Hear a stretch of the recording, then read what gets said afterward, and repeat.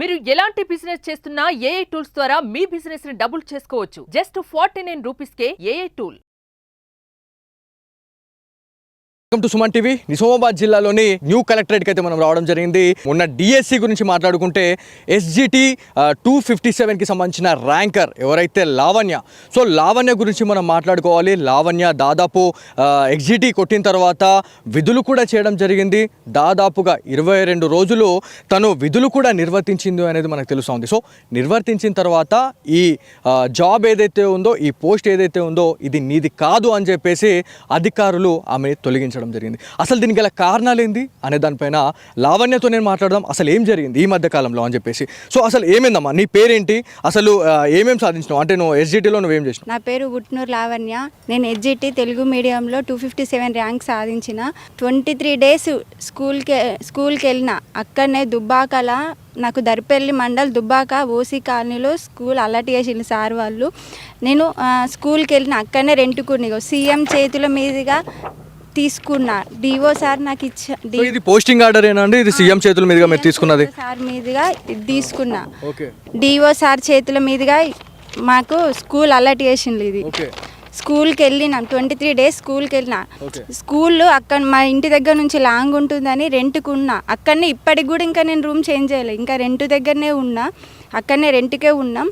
సడన్గా నేను ఫ్రైడే ఉందని, సెకండ్ సాటర్డే ఉందని ఫ్రైడే రోజు ఇంటికి వచ్చిన సెకండ్ సాటర్డే ఉందని ఇంటికి వచ్చినాక సెకండ్ సాటర్డే రోజు మేడం కాల్ చేసి ఒకసారి ఇంటికి రమ్మని చెప్పింది. ఎవరు మీకు రమ్మన్నారు ఇంటి దగ్గర రమ్మని? కాంప్లెక్స్ మేడం, హెచ్ఎం మేడం చెప్పింది.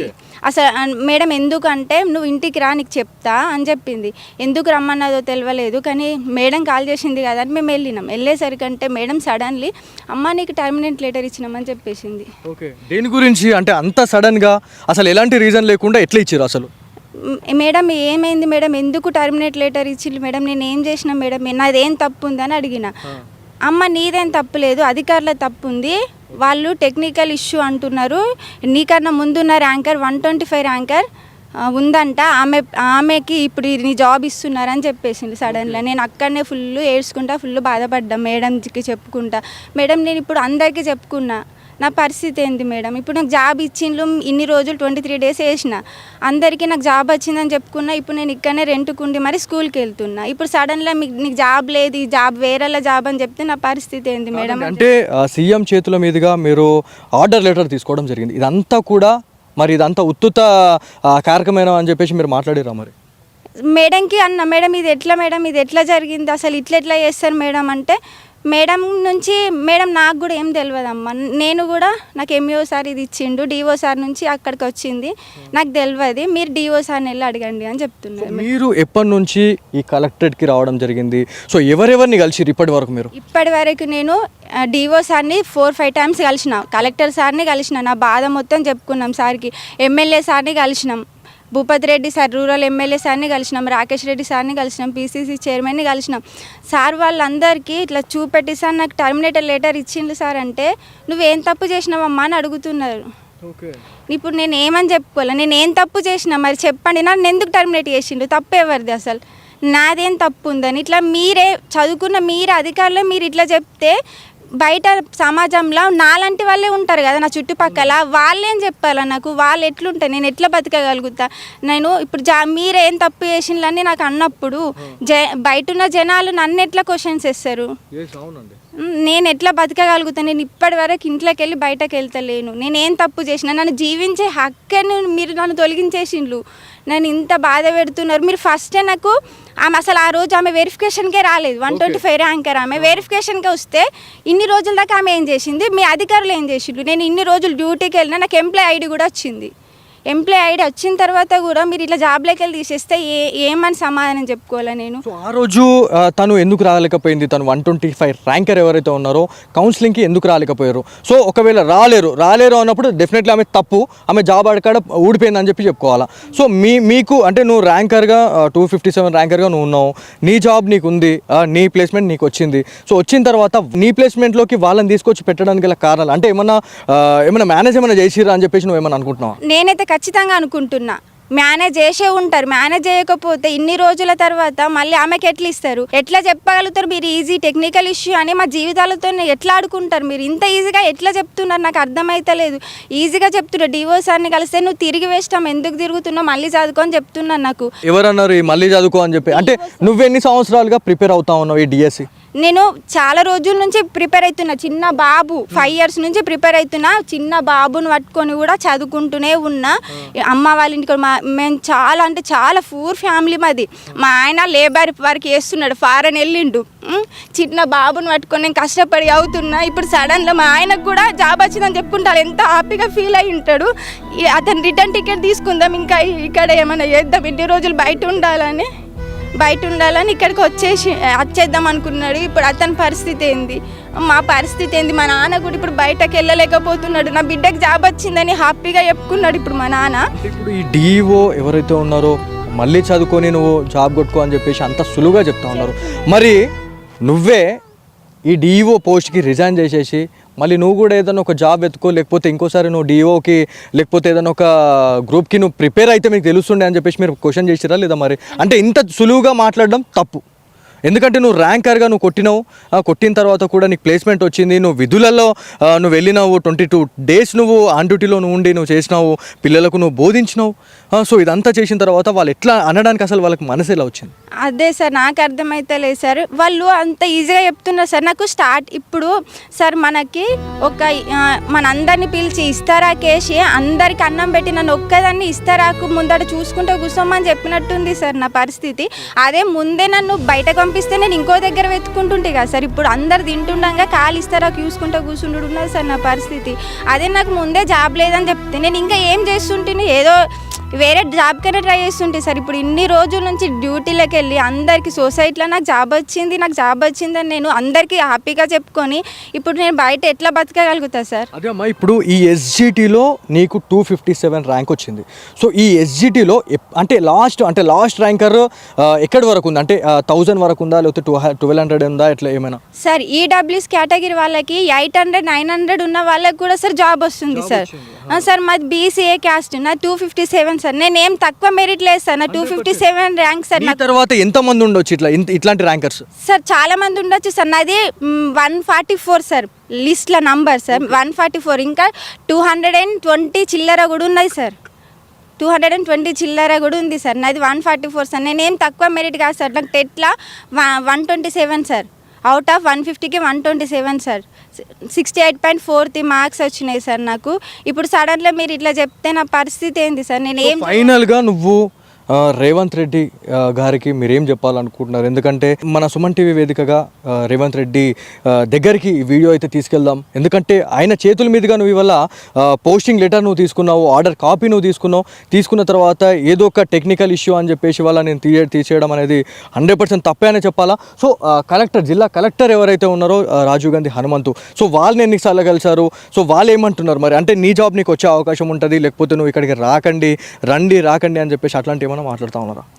కలెక్టర్ సార్ కలిస్తే కలెక్టర్ సార్ డిఓ సార్కి చెప్పినాం, వాళ్ళు చూసుకుంటారు అని చెప్తున్నారు. డిఓ సార్కి చెప్తేనేమో ఎందుకు తిరుగుతావు అంటున్నారు సార్. ఏం చూసుకుంటావు అని చెప్పేసి అంటే మీరు కలెక్టర్ సార్కి మీరు పోయి కలవడం జరుగుతూ ఉంది.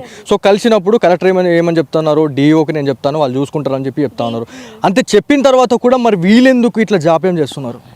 వాళ్ళు ఈజీగా చెప్తున్నారు, మెరిట్ లిస్టులు ఉన్న అమ్మాయికి ఇచ్చినామని చెప్తున్నారు. మరి ఇన్ని రోజుల దాకా ఏం చేసిండ్రు? మరి మెరిట్ లిస్టులు ఉన్న అమ్మాయికి అప్పుడు మీరు చూసుకున్నారు కదా, అది మీ డ్యూటీ కదా, మరి అప్పుడు ఎందుకు చూసుకోలేదు? అవునండి, నేను అదే అంటున్నా. ఇప్పుడు మెరిట్ లిస్ట్లో ఉంది 125 ర్యాంకర్కి వచ్చింది అనుకో, సరే ఆమె ర్యాంకర్కి ఆమెది వచ్చింది, మరి నీ ర్యాంకర్ అంటే నీ పోస్ట్ అనేది మరి అది ఎటు పోయి ఉండాలి? మరి ఇప్పుడు నా ప్లేస్లో 753 ర్యాంకర్కి ఇచ్చిండ్రు సార్. వేరే క్యాస్ట్ అంటున్నారు, 753 ర్యాంకర్కి ఇచ్చిండ్రు సార్ నా ప్లేస్లో ప్రజెంట్. ఇప్పుడు 3 ర్యాంకర్ చూడండి ఎంత దారుణం అండి. 257 ర్యాంక్ కొట్టిన లావణ్యకు ఇవాళ నిర్దాక్షిణంగా విధుల నుంచి బహిష్కరించి 753 ర్యాంకర్కి ఇవాళ వాళ్ళు జాబ్ ఇవ్వడం అంటే చూడండి ఎంత దారుణం అండి. అంటే డబ్బు, పలుకుబడి, పొలిటికల్ ఇన్ఫ్లుయెన్స్ అనేది ఉంటే ఏదైనా జరుగుతుంది, 100% ఏదైనా జరుగుతుందని చెప్పాలి. ఎందుకంటే లావణ్యకి వల్ల సపోర్ట్ లేదు. వాళ్ళ భర్త ఎక్కడో ఫారెన్లో ఉండి ఇలా లేబర్ పని చేస్తూ ఉన్నాడండి. వాళ్ళ నాన్న ఇలా ఎటుగాని పరిస్థితి, ఆయన ఒక రైతన్న. సో ఒక రైతన్న బిడ్డకే ఇలాంటి పరిస్థితి వచ్చిందంటే అసలు కళ్ళ నుంచి నీళ్ళు వస్తున్నాయి. మాట మాట్లాడడానికి మాటలు వస్తలేదండి. ఆమె ఏడుస్తూ ఉంది. అంటే దాదాపు 5 నుంచి 7 సంవత్సరాలుగా ఒక డిఎస్సి కొట్టాలంటే ఎంత మేధాశక్తి ఉండాలండి. ఇవాళ ఎట్టు కాని పరిస్థితి అయిపోయిందని చెప్తా ఉన్నారు. సో ఫైనల్గా నువ్వు మన సుమన్ టీవీ వేదికగా నువ్వేం చెప్పాలనుకుంటున్నావు, నీకేం న్యాయం కావాలని చెప్పేసి అనుకుంటున్నావు? సో ఎవరైతే ఇప్పుడు ఇన్ని రోజులుగా నువ్వు ఇంత తిరుగుతా ఉన్నావు, నీకేమైనా కంపన్సేషన్ కావాలా, లేకపోతే నీ జాబ్ నీకు కావాలా, లేకపోతే నీకేం న్యాయం కావాలని నువ్వు అనుకుంటున్నావు? నా జాబ్ నాకు కావాలి, నా జాబ్ నాకు ఇవ్వండి. నేను బయట సొసైటీలో నేను బతకలేకపోతున్నాను. నేను ఇంట్లోకి వెళ్ళి ఎన్ని రోజులు ఇట్లనే మానసిక వేదన చెందాలా, ఎంతో మానసికంగా నేను బాధపడుతున్నా. నేను జాబ్ ఇచ్చిందని చెప్పి హ్యాపీగా ఫీల్ అయ్యి ఇప్పుడు జాబ్లోకి వెళ్ళి తీసేస్తే నేను మొత్తం నైట్లో నిద్ర పోతలే, అన్నం తింటలేను. నా పరిస్థితి చాలా ఘోరంగా ఉంది. నేను ఏమైపోతున్నా కూడా నాకు అర్థమైతలేదు. మీరు ఇట్లా చేయడం చాలా చాలా తప్పు. అసలు మీరు ఇంత ఈజీగా టెక్నికల్ ఇష్యూ అని ఈజీగా చెప్పేస్తున్నారు సార్. మా లైఫ్లతో ఆడుకుంటున్నారు సార్. అంత ఈజీగా సార్ మా జీవితాలు. మేము చాలా పూర్ ఫ్యామిలీ సార్. చదవడానికి మేము చాలా కష్టపడ్డాం సార్. ఇప్పుడు మీరు జాబ్ ఇచ్చి తీసేస్తే మేము ఎట్లా చదవగలుగుతాం సార్? మళ్ళీ మా పరిస్థితి ఏంది సార్? మేము మైండ్ ఎట్లా సెట్ అవుతుంది సార్? మీరు ఇంత ఈజీగా చదువుకోండి మళ్ళీ వస్తుందని చెప్తున్నారు సార్. అమ్మ, ఇప్పుడు నీకు ఇంత పెద్ద బాధ వచ్చింది, వాళ్ళు ఏం చేసిర్రు అనేది ఆ దేవుడికే తెలుసు, వాళ్ళకే తెలుసు. సో నువ్వు ఇవాళ బయటకు వచ్చి ఇవాళ ఇంత పోరాటం చేస్తూ ఉన్నావు. నువ్వు ఇవాళ కలెక్టరేట్ చుట్టూ దాదాపు 10-20 సార్లు వచ్చినా అని చెప్పేసి నువ్వు బాధపడతా ఉన్నావు. సో నీలాంటి బాధ ఇంకెంతమంది పడుతుండొచ్చు? అంటే బయట పడని వాళ్ళు ఎంతమంది ఉండొచ్చు? వాళ్ళకేమైనా ఒకవేళ ఇట్లాంటి వాళ్ళు ఏమైనా ఉన్నా కూడా వాళ్ళని కూడా మేనేజ్ చేసే పరిస్థితి ఉంటుంది. సో నీలాంటి వాళ్ళు ఇట్లాంటి బాధ్యతలు ఇంకెవరైనా ఉన్నారా? ఉన్నారు కావచ్చు సార్. మనకి ఇప్పుడు బయట పడతలేరు సార్. నాకు ఎవ్వరు సపోర్ట్ లేకుండా ఉండే సార్. నేను చాలా బీదస్తురాలని. నాకు ఫ్యామిలీ బ్యాక్గ్రౌండ్ కూడా లేదు సార్. స్టడీ బ్యాక్గ్రౌండ్ లేదు సార్. నేనే ఫస్ట్ చదువుకున్నా sir. HGT union, DTF union వాళ్ళు నాకు సపోర్ట్ చేసింది సార్. ఇప్పటి వరకు వాళ్ళు ఉండడం వల్ల నేను ఇంతవరకు తిన్నాను. లేకపోతే నేను ఎప్పుడు ఏమైపోయేదన్నో సార్. వాళ్ళు నీకు హెల్ప్ చేస్తాం, నీకు సపోర్ట్ చేస్తామని సార్ వాళ్ళు నాకు ఫుల్ సపోర్ట్ చేస్తున్నారు సార్. వాళ్ళ వల్లనే ఇక్కడ కలెక్టర్ సార్ని, డిఎస్సి సార్ని కూడా కలవడం జరిగింది సార్. వాళ్ళ నుంచి ఎలాంటి రెస్పాండ్ లేదు సార్ మాకు. ఫైనల్గా నువ్వేం చెప్పాలనుకుంటున్నావు, నువ్వేం అడగాలనుకుంటున్నావు నువ్వు నీ జాబ్ పరంగా? సార్ నాకు ఇచ్చిన జాబ్ నాకు ఇచ్చేయండి sir. Please sir, Revanth Reddy sir మీరు దయచేసి నాకు ఇచ్చిన జాబ్ నాకు ఇచ్చేయండి సార్. ఇట్లా భరించలేకపోతున్నా సార్. ఇప్పుడు నేను ఏదో మీరు టర్మినేషన్ చేస్తే నేను ఏదో తప్పు చేసిన దానిలాగా బాధపడాల్సి వస్తుంది సార్. నేను ఇంట్లోనే ఉంటున్నా సార్, బయటకు వెళ్ళలేకపోతున్నా. ఎన్ని రోజులు ఇట్లనే బాధపడాలా సార్? ప్లీజ్ సార్ దయచేసి, లేకపోతే నేను ఆత్మహత్య చేసుకోవాలనిపిస్తుంది సార్. నాకు ఏం చేయాలని అర్థమవుతలేదు సార్. ఆత్మహత్య అనేది పరిష్కారానికి ఒక పరిహారం కాదు. సో మీలాంటి మనలాంటి యంగ్స్టర్స్ ఖచ్చితంగా మనకు ఒక భవిష్యత్ అనేది ఉంటుంది. సో నువ్వు అలాంటి నిర్ణయాలు తీసుకోకు. నీకు ఒక బాబు ఉన్నాడు అని చెప్తా ఉన్నావు, నిన్ను నమ్ముకున్న ఫ్యామిలీ ఉంది. అలా ఇట్లాంటి నిర్ణయాలు వద్దు. కాకపోతే ఇలాంటి అధికారులకి నువ్వు ఎలాంటి బుద్ధి చెప్తావు అనేదే చాలామందికి ఇవాళ చాలామంది వేచి చూస్తూ ఉన్నారు. అంటే లావణ్య అంటే ఇప్పుడు కలెక్టరేట్లో తెలియని వాళ్ళు లేరు.